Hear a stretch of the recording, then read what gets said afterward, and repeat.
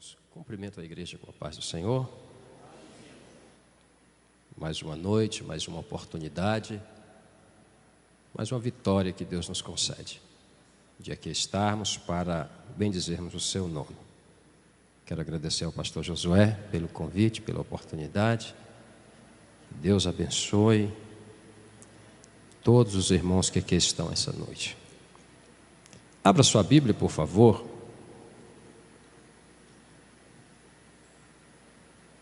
Apocalipse, capítulo 2.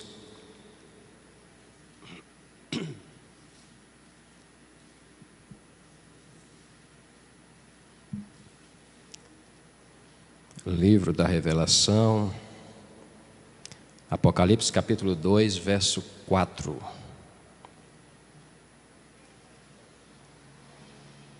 Uma curiosidade.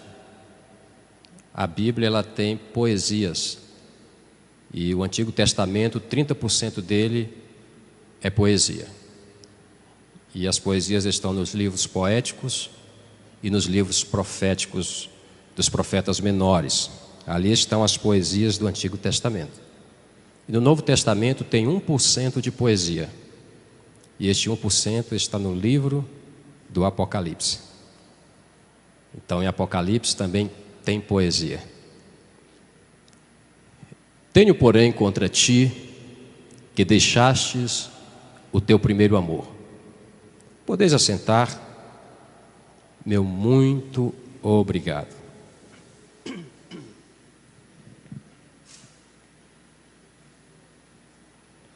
Eu queria, se possível, você permanecesse com a sua Bíblia aberta nesse texto, para nós estudarmos esta parte que fala da carta à igreja de Éfeso. Os irmãos, a igreja, sabe que o apóstolo João foi o escritor do Apocalipse. E João foi o último dos discípulos que andaram com Jesus, dos 12, a morrer. João, ele teve o privilégio que nenhum dos outros discípulos tiveram. Que privilégio foi esse? Ele viu Jesus em 3 fases. O apóstolo João, ele viu Jesus encarnado, ele teve esse privilégio. João também viu Jesus ressuscitado, teve esse segundo privilégio.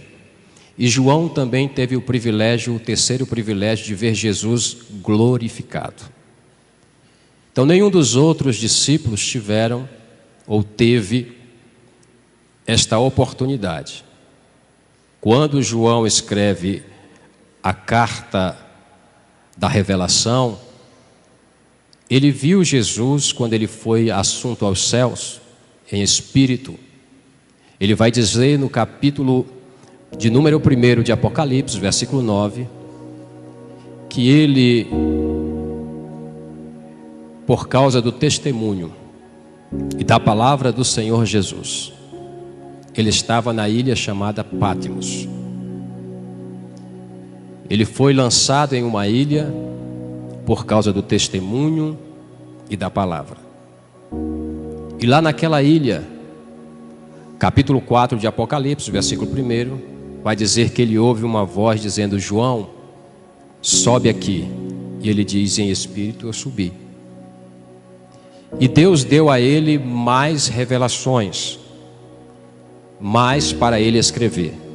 Ora, pegaram ele, prenderam ele, colocaram ele isolado numa ilha por causa da palavra e do testemunho. Disseram: agora pronto, eu quero ver o que vai ser dele. Mas quando ele estava preso, isolado numa ilha, Deus ainda dá mais para ele. E ele escreve a carta da revelação. Nos capítulos 3 e 2, ou 2 e 3 desta carta, fala sobre as 7 igrejas da Ásia Menor. Essas igrejas da Ásia Menor, das 7 igrejas, 5 estavam com problemas, e problemas sérios. A primeira igreja que estava com problema era a igreja de Éfeso. Éfeso perdeu o primeiro amor. A segunda igreja era a igreja de Pérgamo. Pérgamo era uma igreja interesseira. A terceira igreja era a igreja de Tiatira, era uma igreja adúltera. A quarta igreja era a de Sardes, era uma igreja morta. E a quinta igreja era a de Laodiceia, que era uma igreja morna.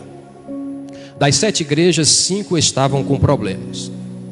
Das 7 igrejas, 2 recebem elogios nas suas cartas. A igreja de Esmirna e a igreja de Filadélfia recebem elogios. 4 destas igrejas recebem elogios e também recebem críticas. Quais são elas? Éfeso, Pérgamo, Tiatira e Sardes. Uma destas igrejas recebeu só críticas na sua carta. Qual era essa igreja? A igreja de Laodiceia. Então, de 7 igrejas, apenas 2 recebem apenas elogios. As outras 5 têm problemas e problemas sérios. Nós estamos na igreja de Éfeso. Éfeso era uma cidade, a segunda maior cidade do Império Romano. Ali tinha comércio, era um centro político e comercial. Éfeso só perdia para Roma, na sua grandeza, na sua época, no seu tempo.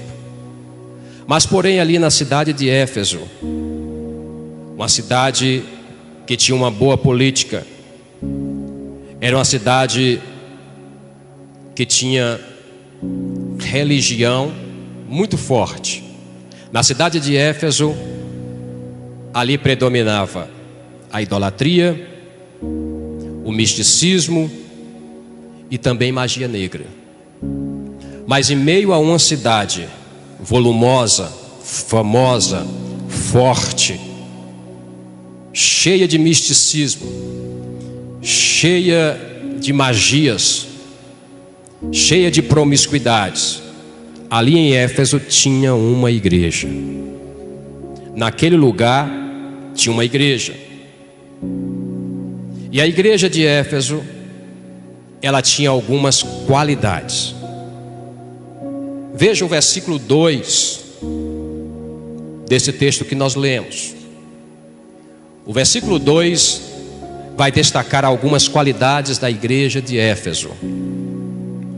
Vai dizer que a igreja tinha obras, vai dizer que a igreja trabalhava, vai dizer que a igreja era perseverante, vai dizer que a igreja não concordava com os homens maus, vai dizer que a igreja desmascarava os falsos apóstolos, vai dizer que a igreja guardava a doutrina e também odiava as obras dos nicolaítas. Essa odiava as obras dos nicolaítas está no versículo 6. Então a igreja, ela tinha algumas qualidades, algumas virtudes. É virtude que qualquer igreja gostaria de ter. Qualquer pastor gostaria que a sua igreja tivesse obras, trabalhasse, fosse perseverante, não concordar com os homens maus, desmascarar as heresias, guardar a doutrina e odiar as obras ou estilo de vida imoral, que esse era o estilo de vida dos nicolaítas. Qualquer pastor quer uma igreja desse jeito para conduzir. Mas com todas essas características que vão ser descritas sobre a igreja de Éfeso, o versículo 4 que nós lemos vai dizer algo interessante. Vai dizer: tenho, depois de tudo isso, sei que tu tem obras, eu sei que tu trabalha, eu sei que tu és perseverante, eu sei que tu não concorda com homens maus, eu sei que tu desmascara os falsos apóstolos, eu sei que tu guarda a doutrina, porém, esse porém é que está o negócio. Tu faz tudo isto, porém, esse porém mostra o problema. É como se você fosse ao médico e o médico, pastor Josué, dissesse: olha, a sua pressão eu aferi, está 12/8, está boa. A sua glicemia está 80, 90, está ótima, está dentro da linha do normal. O seu peso está condizente com a sua estatura, você está bem. Porém, você está no estado terminal com câncer. Acabou tudo. Tudo aquilo que ele falou antes, que era benéfico, caiu por terra. É isso que está acontecendo com a igreja de Éfeso. A igreja de Éfeso tem tudo isso, tem todas estas características. Porém, o que aconteceu? Porém, contra ti, tenho porém contra ti que deixastes o teu primeiro amor. Tu tem tudo isto, tu tem trabalho, tu tem obras, tu é perseverante, tu não concorda com os homens maus, tu desmascara os falsos, porém, tu perdeu o primeiro amor. Parecia que estava tudo bem, mas a igreja de Éfeso tinha fachada bonita. A fachada era bonita, todavia, a base estava comprometida. Perdeu o primeiro amor. Fazer tudo isto, mas perder o primeiro amor, é comprometer toda a estrutura. E é isso que está acontecendo com a igreja de Éfeso. Tenho, porém, contra ti que deixastes ou perdestes o teu primeiro amor. E deixa eu dizer uma verdade para a igreja, que muitas pessoas cometem enganos, dizendo: quando eu era novo, na fé aceitei Jesus, no meu primeiro amor, eu fazia, eu evangelizava, eu ia, eu voltava, eu fazia evangelismo. O evangelismo não se faz evangelização. Evangelismo é o plano, evangelização é pôr o plano em ação. Então, quando a gente sai para propagar o evangelho, não é fazer evangelismo, é fazer evangelização, é colocar o evangelho em ação. Quando eu era jovem na fé, quando eu aceitei Jesus, eu tinha todo este primeiro amor. Isto não é o primeiro amor. Isso é uma novidade de alguém que estava no mundo, no escuro, e veio para a luz. Mas com o tempo essa pessoa vai mudando, porque vai entendendo que aqui dentro da igreja, ou da igreja no geral, quem também vem para cá é imperfeito.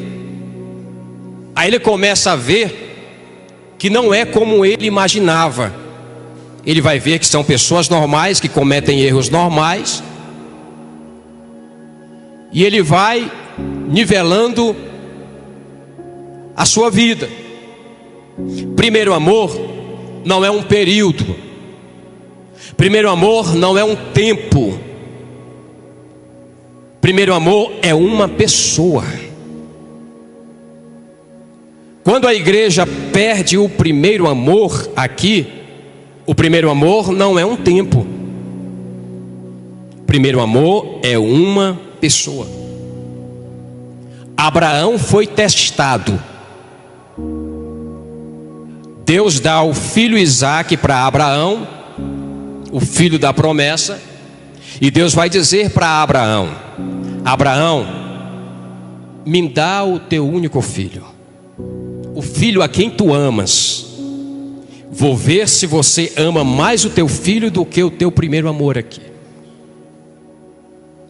Abraão passou na prova e mostrou que amava mais a Deus do que ao seu único filho. Primeiro amor, o nosso primeiro amor é Jesus, é Deus. Quando eu olho a Bíblia, eu vejo Êxodo capítulo 20, versículo 3. Êxodo 23 vai dizer assim: não terás outros deuses diante de mim. Por quê? Porque eu sou o primeiro. Eu tenho que ser o primeiro na sua vida.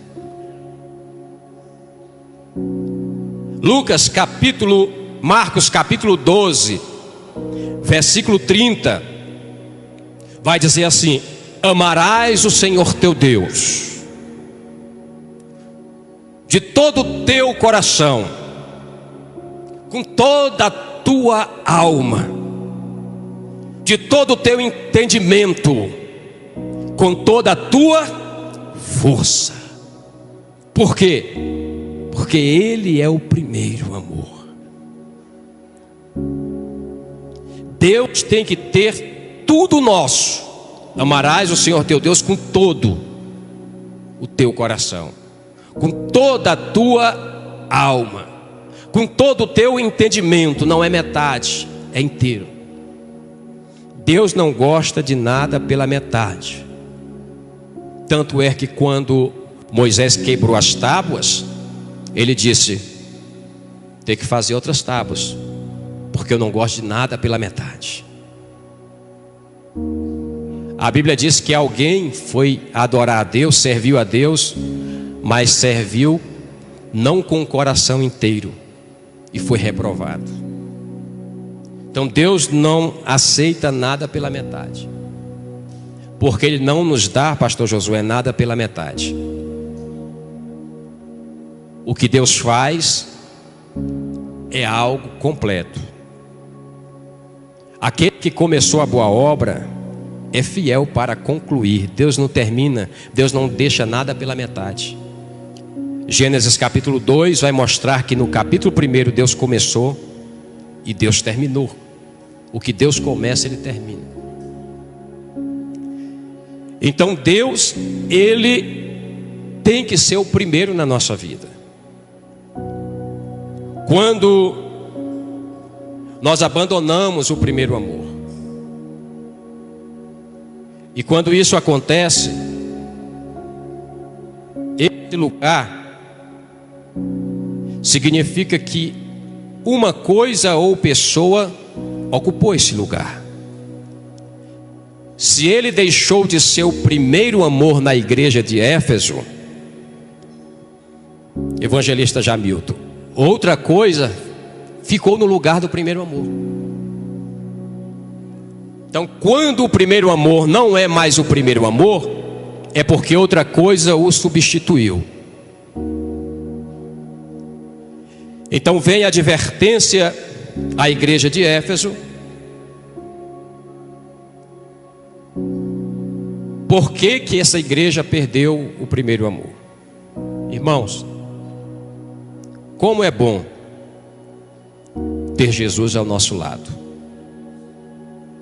Deus foi adorado agora há pouco, e foi dito aqui que Ele está conosco, que Ele vai conosco.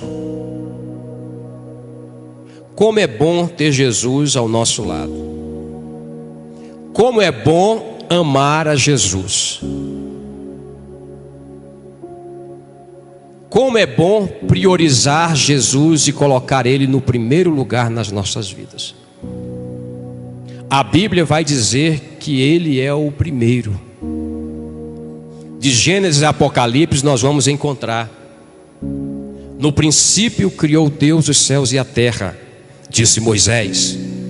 Aí João, lá no seu Evangelho, capítulo 1, vai dizer que no princípio ele era o Verbo.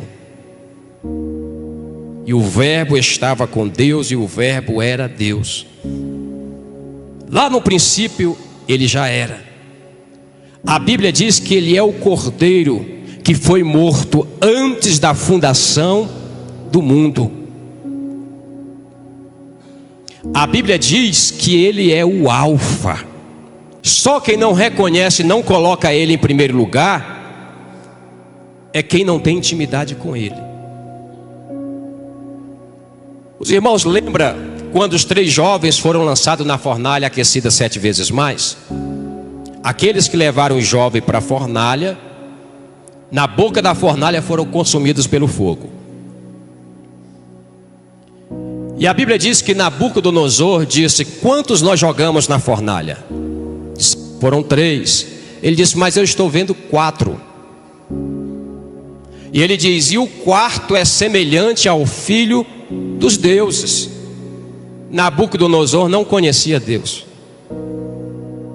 Ele não conhecia, tanto é que ele diz: eu quero ver quem é o Deus que pode livrar vocês da fornalha e da minha mão. Mas se qualquer um de nós estivéssemos lá, nós daríamos um toque em Nabucodonosor e diria: Nabucodonosor, aquele lá não é o 4º, aquele lá é o primeiro. Qualquer crente que estivesse lá dizia: não, o lugar dele não é em 4º não. Quem está lá com Ananias, Azarei, Misael, Sadraque, Mesaque e Abednego é o primeiro. Não é o 4º, ele é o primeiro. O lugar dele é em primeiro lugar nas nossas vidas. Ele é e deve ser o primeiro. A igreja de Éfeso tirou ele do primeiro lugar. Mas a igreja de Éfeso tinha obras, mas ele não era o primeiro na vida da igreja. A igreja de Éfeso trabalhava, mas ele não era o primeiro na igreja de Éfeso. A igreja de Éfeso era uma igreja perseverante. Perseverar é continuar mesmo sem força, mas ele não era o primeiro naquela igreja. A igreja de Éfeso não concordava com os homens maus, mas Jesus não era o primeiro lá. A igreja de Éfeso desmascarava os falsos profetas, mas Jesus não era o primeiro. A igreja de Éfeso não concordava com a doutrina dos nicolaítas, mas Jesus não era o primeiro. Ele diz: vocês estão fazendo tudo certo, porém vocês estão esquecendo o necessário, o primordial.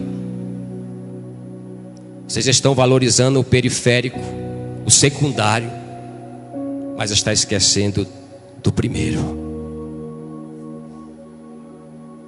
Não adianta ter obras se ele não for o primeiro. Não adianta trabalhar se ele não for o primeiro.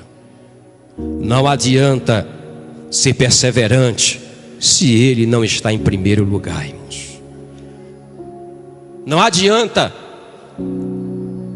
ser desgostoso com homens maus se ele não está em primeiro. Paulo vai dizer aos romanos: não vos conformeis, mas transformai-vos. Tem gente que até não se conforma, mas para por aí, não se transforma. Eu não me conformo com isso, mas não há transformação. E a transformação vem quando ele ocupa o primeiro lugar nas nossas vidas.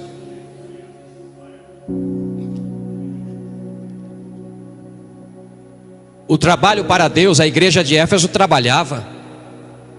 O trabalho para Deus não pode tomar o lugar de Deus na nossa vida. Tem gente que até trabalha para Deus, mas trabalha tanto que não tem tempo para Ele.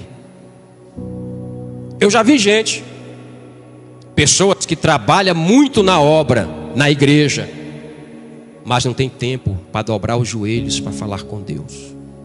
não tem tempo para sentar para ouvir a palavra de Deus. É tão atarefado que não tem tempo para Ele, não prioriza Ele. E há uma verdade que eu não poderia deixar de falar para a igreja esta noite. Deus está mais interessado no relacionamento do que no trabalho. Deus está mais interessado no nosso relacionamento com Ele do que no nosso trabalho. Porque tem gente que trabalha para Deus sem ter relacionamento com Ele, irmãos. Isso é sério. Tem gente que está trabalhando para Deus, mas não tem intimidade nenhuma com Ele, não tem relacionamento com Ele, não conversa com Ele, não ouve Ele falar. Então Deus está mais interessado no nosso relacionamento do que no nosso trabalho. Não estou dizendo que não devemos trabalhar para Deus, devemos, precisamos, é bíblico. Mas o maior interesse de Deus nas nossas vidas é no nosso relacionamento com Ele. Senhor, eu expulsei em Teu nome, eu curei em Teu nome, trabalhou para mim, mas não teve relacionamento nenhum comigo. Tchau. Tem gente que trabalha para Ele, mas não tem relacionamento com Ele. Mas essa noite nós viemos estreitar o nosso relacionamento com Ele neste culto da palavra. Aleluia. Relacionamento é melhor do que trabalho para Deus. Um exemplo clássico está lá em Lucas capítulo 10, do versículo 38 ao versículo 42. De Marta e Maria, que você conhece. Marta está tão preocupada em servir Jesus com a sua comitiva, que acha ruim porque Maria está aos pés de Jesus. E ela vai questionar e dizer: Senhor, peça para que Maria venha me ajudar. Ele diz: Marta, Marta, tu estás atarefada com tantas coisas, mas uma só é necessária. E Maria está fazendo. Ela está aqui pertinho de mim, tendo relacionamento comigo. Ela está aprendendo aos meus pés. Ela está ouvindo a minha palavra.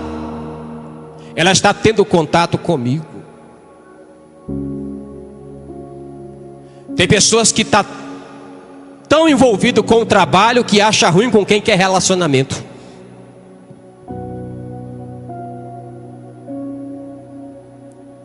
Tem gente que falta dizer: deixa esse negócio, deixa de orar, vem me ajudar aqui. Deixa de orar, levanta daí, vem me ajudar. Eu estou aqui precisando da tua ajuda, tu está aí orando, tem tanta gente orando, vem me ajudar.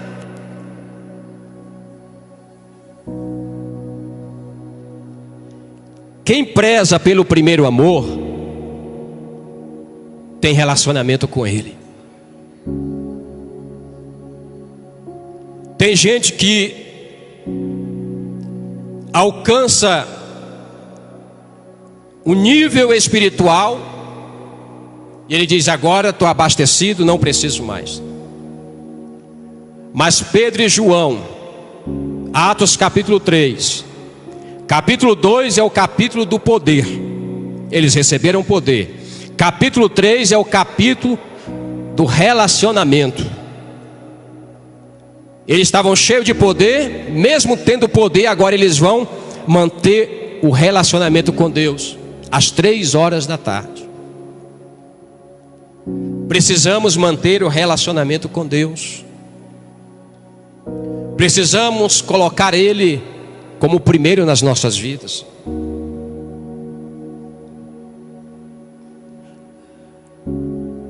Apocalipse capítulo 2, o versículo 6 vai dizer assim: vocês odeiam as obras dos nicolaítas. Ele está dizendo: vocês odeiam o que eu odeio. Eles são promíscuos. A doutrina deles é contrária ao que o Evangelho prega. Vocês odeiam quem eu odeio, mas vocês não amam quem te ama. Vocês odeiam os nicolaítas e as obras deles. Isso eu também faço. Mas vocês não estão amando quem ama vocês. Quem ama vocês não está em primeiro lugar na vida de vocês. Há essa advertência a esta igreja.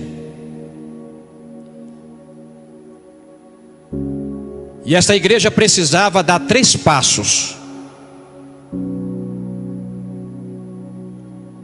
Os 3 passos para voltar ao primeiro amor estão no versículo 5. Se você está com a Bíblia aberta, você vai ver que os 3 passos para voltar para o primeiro amor está no versículo 5.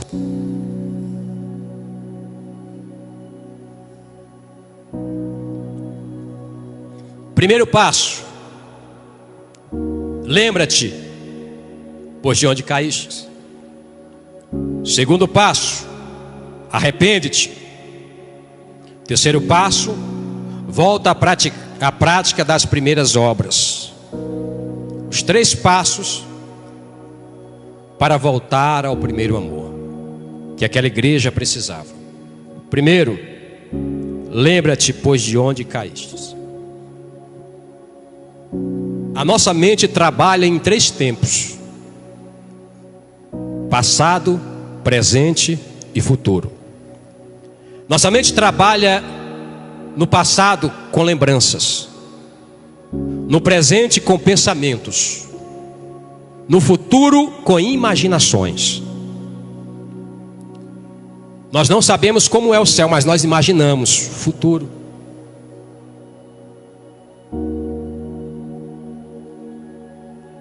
E Deus agora está mandando a igreja trabalhar no tempo passado. Lembra-te, pois de onde caíste.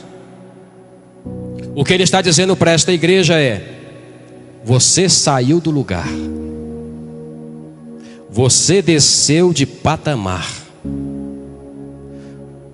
você se deslocou. Lembra quando foi que isto aconteceu? Lembra, igreja de Éfeso, quando foi que você saiu do lugar? Quando foi que você desceu de patamar? Quando foi que você se deslocou? Para que comece o processo da volta ao primeiro amor, você precisa lembrar, usar a sua mente. Segundo passo: arrepende-te. Em outras palavras, Ele está dizendo: ainda dá tempo. Ainda tem tempo. Ele está dizendo: arrepende-te. Arrependimento não é se eu sentir. Arrependimento é decisão. Arrependimento é atitude. Assim como o perdão, eu não senti ainda de perdoar. Não é sentir, é decidir. É decisão. Arrepende-te. De Gênesis a Apocalipse vai reverberar essa mensagem de arrependimento. De Gênesis a Apocalipse, essa mensagem de arrependimento vai fulgurar, vai brilhar, vai aparecer. Os patriarcas falaram sobre arrependimento. Os profetas pregaram o arrependimento. Jesus falou sobre o arrependimento. Os apóstolos falaram sobre o arrependimento. E mais de 2000 anos se passaram. E a igreja continua dizendo: arrependimento é necessário. Arrepende-te. Arrependei-vos. Arrependei-vos. Até hoje essa mensagem tem sido pregada, e a igreja de Éfeso precisava se arrepender. De quê? De ter deixado o primeiro amor. E em terceiro lugar, vai dizer: volta à prática das primeiras obras. Volta a fazer aquilo que você deixou de fazer. Nós vivemos numa época que tudo nos impulsiona para frente. Você tem que ir, avança, vai, corre, pega, busca, tudo lá na frente. Mas a Bíblia está cheia de mensagens dizendo: você precisa voltar. Jacó ouviu a mensagem de Deus dizendo: volta lá para a terra dos teus pais, lá para a tua parentela, e eu serei contigo.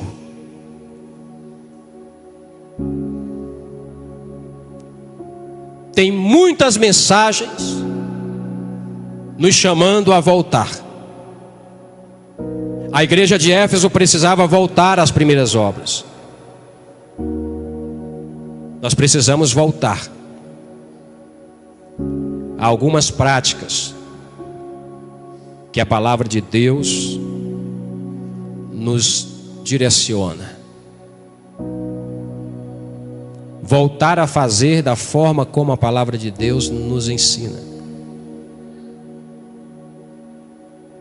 Voltar a fazer da maneira que nós venhamos alcançar o primeiro amor de volta. É muito sério esta mensagem aqui, irmãos, porque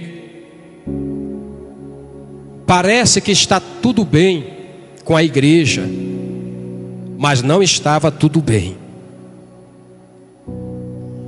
E eu quero fazer uma pergunta para você: realmente Jesus é o nosso primeiro amor? É o primeiro amor? Você falou com Ele hoje? Você falou para alguém dele hoje? Você priorizou a palavra dele hoje?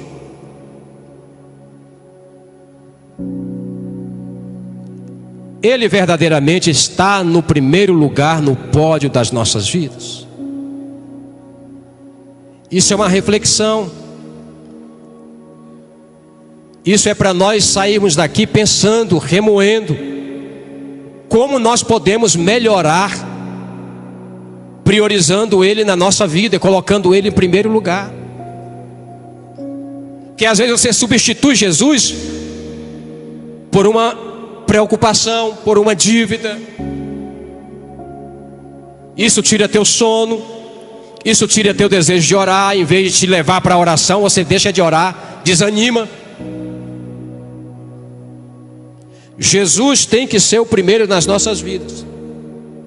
O que eu faço é outra pergunta. É porque eu amo a Jesus ou porque eu preciso ser visto? Eu faço é porque Jesus precisa ser amado por mim ou porque eu quero ser visto?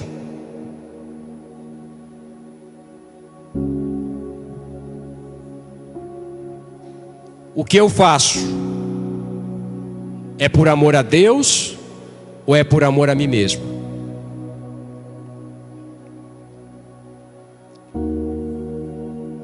A nossa vida cristã tem que ser confrontada com a palavra de Deus, irmãos. A palavra de Deus, ela é mais confronto do que conforto. Se você observar, o Evangelho é mais confronto do que conforto. porque nós somos seres que têm uma natureza pecaminosa. E a palavra de Deus veio para nos moldar, nos transformar, trazer em nós uma metanoia, uma mudança de direção. Precisamos ser confrontados com a palavra. A palavra tem que mexer conosco, trazer alguma coisa diferente, fazer algo na nossa alma, para que nós venhamos a estar mais perto de Deus.